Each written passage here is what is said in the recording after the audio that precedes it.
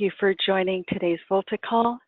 And I am recording this session, so it will be posted later to the VOLTHA channel or playlist.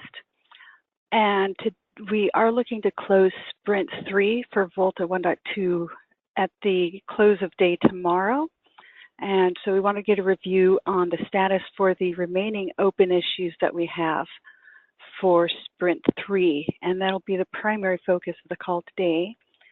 And I know a number of them are related to the adapter, and there was some discussion yesterday. So I wanted to first touch on that block and see where we are with the adapter-related issues. Sure. Based on yesterday's conversation, these stories can't be closed yet. They have not been validated. The CalSoft guys need to have access to to hardware to do that validation. We're pursuing multiple paths. David is working internally within Sienna to get that access reestablished. And in parallel, we're working with ONF to see if we can get access to one of the OLTs in ON Lab, and that could happen by the end of next week. In either case, these stories will be moved into Sprint 4. They will not be completed in Sprint 3.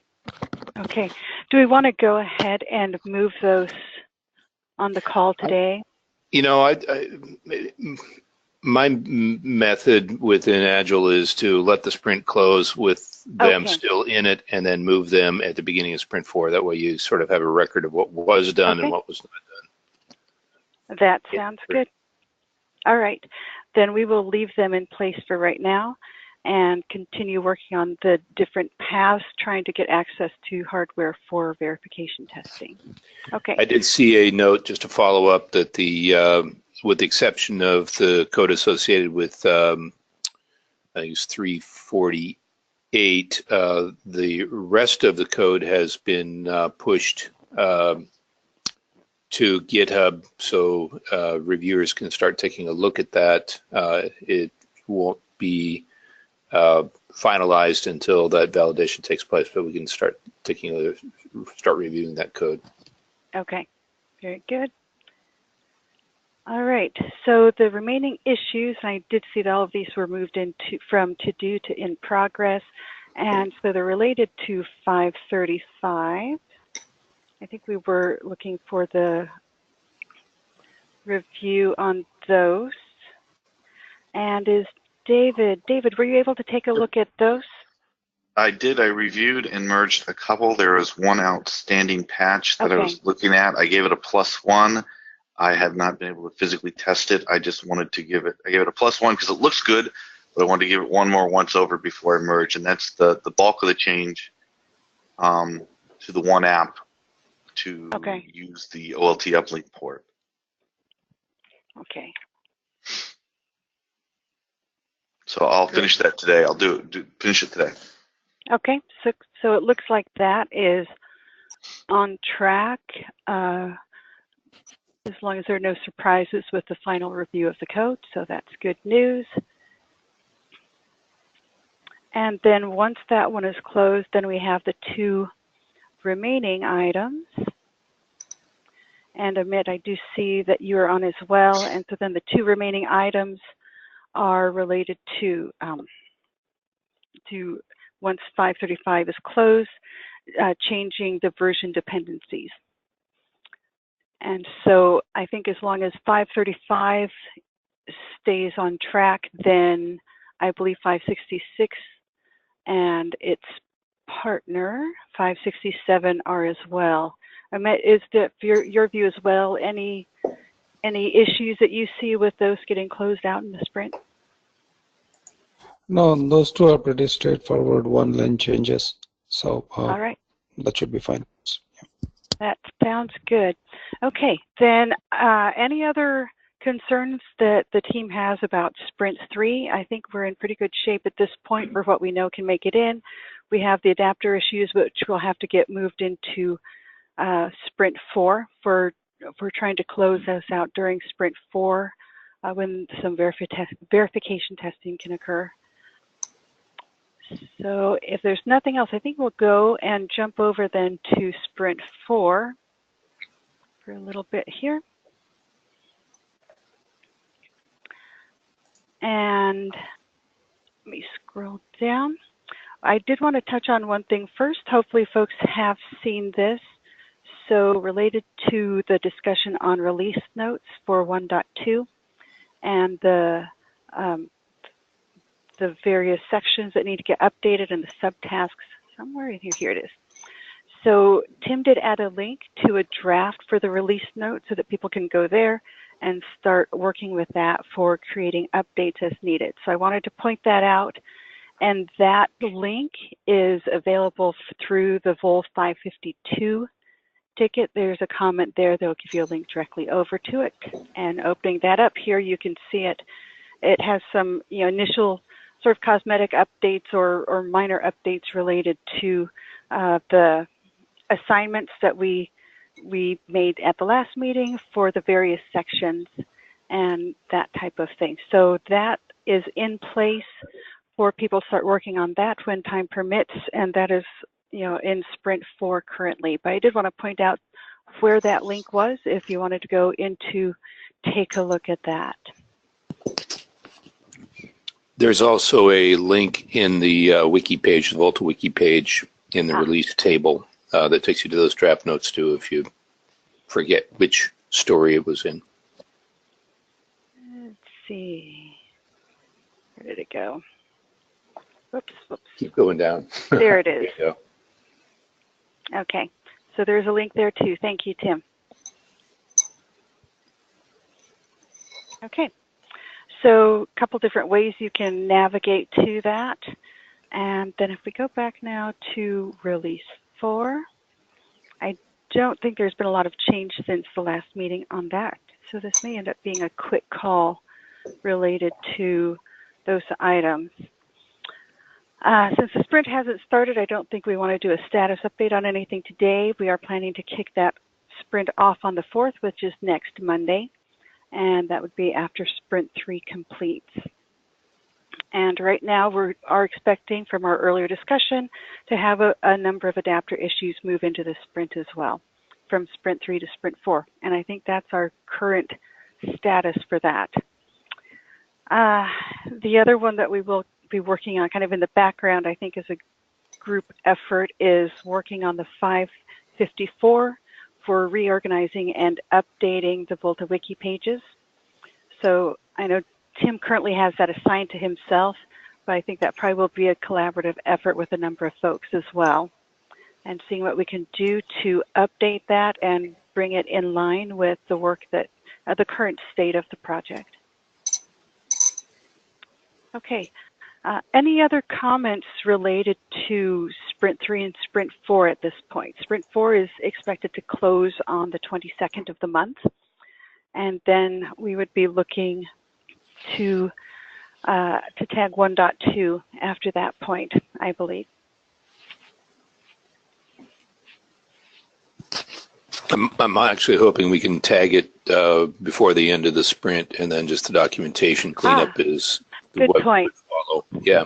Otherwise, yeah, it'll that's a good end idea. up pushing into push it to awfully close to vacation schedules for many folks.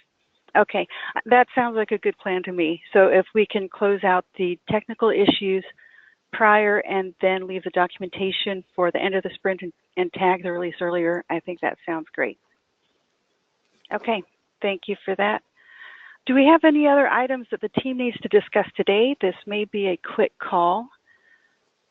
Yeah, this is Kim. I have a couple. One, just to follow up what you were talking about, the release. So that was tagging for 1.2.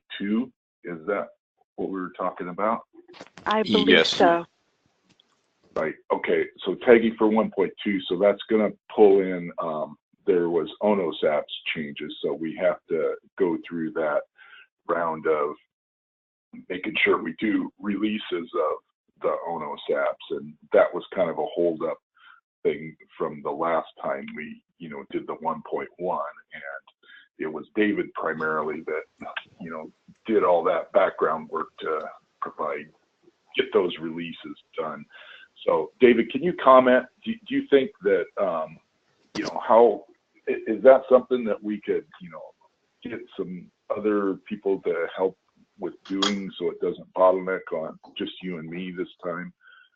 I'm sure we can get some help. When are we looking to have these tags done then? Say on the, we're trying to get 1.2.0 out around the 21st before we all disappear. Okay. Yeah, I should be able to get done. It's pretty straightforward work. It's just monotonous. I'll have to create some JIRAs for that, and I can create individual JIRAs, and let me do at least one, and then we can, the JIRAs can actually have instructions that include what needs to be done. The big problem is if we're going to create if these are going to be new branches, support branches, which I think they are for the ONUS apps, we're going to run into authorization issues against Garrett for the Git changes, creating branches, creating tags. That's really what we kind of ran into more than anything else. Yeah, and that took a little time to work out, and the timing of it, right there on the 21st, even some people, including me, are probably going to start going offline for holidays then, and we may not get a lot of quick response. Can that be done in advance so that that's not the pacing item before we lose people? If the changes are all checked in to the ONUS apps and there are no additional changes anticipated, then it's really just. So that would be the question. Do we think the ONUS apps are just about ready to go? And if there's not any more expected changes that come in, I mean, that branching can be started. Yeah, that's kind of where I am. I'm pretty sure they're relatively static. Amit, do you know any other pending changes that you haven't submitted? David, I think there are a few more changes, but I'm not sure if they need to go into this release. They can wait. But can we, as a TST, set a deadline for app changes? Can we send out a message on the mailing list and say, look, we're going to close the apps and release them at the end of this sprint, and then we have all of sprint 4 to do the versioning. And if anybody objects to that, having 1.2 go out with the apps essentially static now, they need to speak up. Yeah, that sounds like a good idea. That does seem like a good thing to do. Is we can spend, like next week or something like that. Have at least 2 weeks. There's 2 weeks in advance of VOLTHA lockdown to get that done. So, and I think it's important to put those tracking issues, as you mentioned. We did that last time. I remember it was ball 475, right? How many hits do we have on that thing? Right. And the only thing we didn't have in there is the instructions on. We identified the release, branches and tags, the snapshot tags, but we didn't put the instructions in there. So I think if we can follow it up, that JIRA can carry the instructions of what has to be done, and then next time, somebody else can, do that. Yep. Or more people can work on doing it in parallel. That sounds reasonable. Okay. Okay. Plan. And so who would be sending that message out? Can you send that out, Julie? Kind of as the authority and guardian of I can send you some text that I think is appropriate. Yes. That sounds good to me. If you give me some guidance on the text, I will gladly send that out.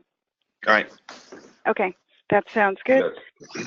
And then, David, go ahead. No, finish this. I was going to change the subject. So I was just recapping that, David, I believe I heard that you were going to get started on opening some JIRAs related to this effort also, so that we have those already in the system for Sprint 4, so we can start working towards that next week. Yes. Okay, thank you. that was all I was going to do. So I think, Kim, you were going to change the topic? Yeah, and this is changing to mention of the open cord Garrett and it not sending out email notifications. I thought things got awful quiet. Nobody was working on anything, and nobody was paying attention to my review, code reviews. And it looks like since they did that cutover of, the Garrett over to the Linux Foundation support, that mechanism isn't working. And David and I put in, some tickets, in the way you're supposed to do it with the Linux Foundation support site, but I don't know if anything is going to happen on that. And, this is, kind of a workflow thing. I think I use it and others use it, to sort of keep a checklist of what you have to have attention to in Garrett. So I think it's a pretty serious gap, and I'm a little surprised it's going this long without addressing it. So what I'd like to propose, and see what David thinks about this, maybe we could just, take a comment to the, cord TST and just mention it, and maybe we can get Larry involved to, maybe he can find out who needs to do something. I would have to think it's not very complicated what needs to be done, or maybe there is a big technical issue or something. The problem is that Larry's no longer in charge of it, right? Luca typically would do these things, but now that it's moved over to Linux, now that it's moved to the Linux Foundation, it's kind of been out of his hands. So I'll touch base with Luca and see what he has to say, because I'm not sure the cord or Onos TST can do anything about it, right? They're like, well, Linux Foundation owns it now. But let me start with Luca and see what happens. Yeah, I saw the last conversation with Luca. He said put in tickets, but what happens, because it is a pretty stale issue, and I don't know how public, this. Yeah, I'll see if Luca has a contact based on, switching things over that he can ping. If that doesn't go for it, we can post on the discussed lists, but I don't know if anybody's listening. And it's sort of like we can always bring it up to Larry, but. Well, and maybe that's just, to have some visibility of, because the cord project is, based off of, the keys are all in this Garrett here, and that's a major set of functionality that's not working, and it's a worldwide distributed team on multiple time zones, so it's hard to keep track. These email notifications are important to to flag activity. So all right, so David, let's just take that with ourselves and on Slack or something like that, and see if we can't get some prompting on that issue. Okay. All right. That's all I had, Julie. All right. Thank you. Any other topics for discussion that the group needs to go over today? This is Kim again. So one thing I do point out, I do see that the CalSoft, those changes that we were talking about just at the beginning with the Vol 312 and all those things, those have, I do see those in Garrett, and as I expected, that's going to be an extensive amount of code that gets added into there, and so we'll have to, I'll have to work a little bit with, it looks like Jenkins kicked some of the things back, so we, there's parts of it that can actually get merged, because it doesn't, it's on that driver side for the redfish stuff, that one that you're looking at right there. Mm-hmm. See, that got kicked out by Jenkins, and I'm probably pretty sure that it's missing copyrights in some key places, and I don't know what we have to do there. I need to evaluate that to think if we need to put copyrights in all of those Python source code files, or because there are a lot of them. This is a few hundred files, I think, coming in, or at least 100. coming in for all of Yeah. this stuff. So it'll take a little bit of time to go through that and go back around. But the good news is that, you know, we have we're seeing this stuff come up into Garrett here, which Yeah. is needed to be able to pull some of the stuff in and try to match it up. So I'm hoping to get some time in the next, you know, over the next week or to be able to go through this and see if there's anything major. Okay. All right. Anything else for today?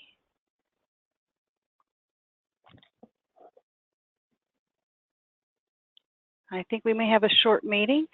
So then if nothing unexpected occurs, I think the issues we discussed today that remain and are expected to close in Sprint 3 are on track to do so.